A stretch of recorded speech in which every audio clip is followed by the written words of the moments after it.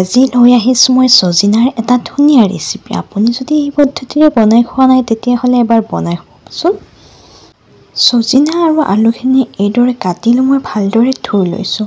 তাৰপাছত আমাক লাগিব দুটা পিঁয়াজ, দুটা বিলাহী, আধা ইঞ্চি আদা আৰু নহৰু। পিঁয়াজ বিলাহীখিনি এনেদৰে কাটি ল'ব। তাৰপাছত কেৰাহীটো মই ভালদৰে গৰম হ'ব দি তাত সৰিয়হৰ তেল অকণমান দি দিছোঁ। ইয়াত তেতিয়া সেই নহৰু, আদা আৰু পিঁয়াজ বিলাহীখিনি দি মই ভালদৰে এইখিনি ভাজি লৈছোঁ। নিমখ দিব সোৱাদ অনুযায়ী।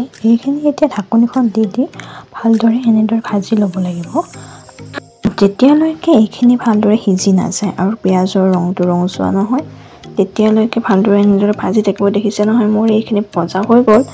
গতিকে এতিয়া মই মিক্সাৰ জাৰটোত দিছোঁ আৰু এইখিনি মই কিছু সময়ৰ বাবে ধুনীয়াকৈ ঠাণ্ডা হ'ব দিছোঁ। এইখিনি ঠাণ্ডা হোৱালৈকে মই এতিয়া কেৰাহীখন ভালদৰে গৰম হ'ব দি তাত সৰিয়হৰ তেল আকৌ অকণমান দি পিনে এতিয়া মই সেই কাটি থোৱা সজিনা আৰু আলুখিনি দি এইখিনি ভালদৰে ভাজি ল'ম।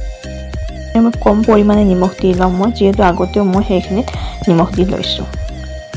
এতিয়া ভজা হৈ গ'ল। এতিয়া এইখিনি পেষ্টটো আৰু সজিনা আলুখিনি এতিয়া কেৰাহীখন আকৌ গৰম হ'ব দি তাত সৰিয়হৰ তেল অকণমান দি তাত মই এতিয়া সেই পেষ্টটো দি দিছোঁ। বাতিটোত যিহেতু অকণমান লাগি আছিলে সেয়েহে মই পানী অকণমান দি তাত মই ভালদৰে এইখিনি দি লৈছোঁ। তাৰপিছত এইখিনি মই এতিয়া ভালদৰে ভাজি ল'ম।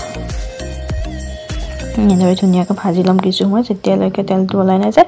ইয়াত এতিয়া মই জিৰা গুড়ি, ৰঙা গুড়ি, জলকীয়া গুড়ি আৰু অকণমান হালধি দি লৈছোঁ।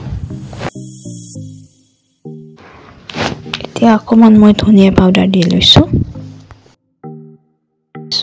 এতিয়া মই সজিনা আলুখিনি দি দিলোঁ আৰু ভালদৰে ভাজিলোঁ যাতে ইয়াতে মছলাটো অকণমান সোমাই যায়। এতিয়া জোখমতে মই এগিলাচ পানী দিছোঁ। আপোনাক যিখিনি পৰিমাণৰ পানী দৰকাৰ হয় সেইখিনিহে দিব। এতিয়া মই এইখিনি ভালদৰে উতলিব দিম। উতলিছে গতিকে ইয়াতে মই কিছু সময় ঢাকনিখন দি 10-15 মিনিটৰ বাবে মই এইখিনি ভালদৰে উতলিব দিম।